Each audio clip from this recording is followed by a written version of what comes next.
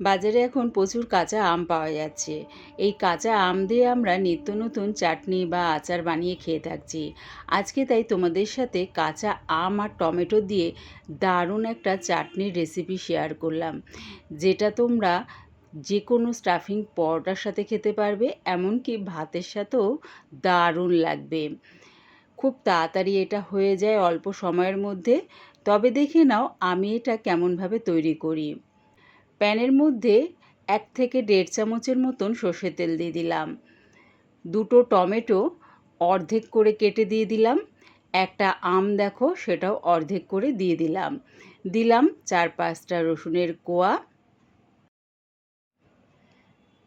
দিলাম 2টো কাঁচা লঙ্কা। গ্যাসটাকে মিডিয়ামে রেখে চাপা দিয়ে একদিকটা ভাজার অপেক্ষায় রইলাম।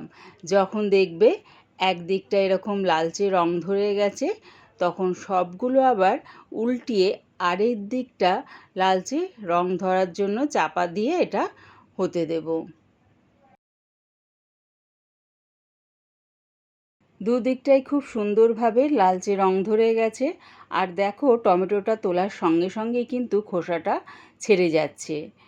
এবারে এগুলো নাবিয়ে ঠান্ডা হতে দিলাম। ঠান্ডা হয়ে যাওয়ার পর টমেটোর খোসাগুলো ছাড়িয়ে নেব। দেখো খুব সুন্দরভাবে কিন্তু টমেটোর খোসাগুলো হাত দিয়ে ছাড়ানো হয়ে যাচ্ছে। খোসাগুলো ছাড়িয়ে চপারের মধ্যে দিয়ে দিলাম। আমের থেকে দেখো চামচ দিয়ে এরকমভাবে আমের পাল্পটাকে বার করে সেটাও চপারের মধ্যে দিয়ে দিলাম।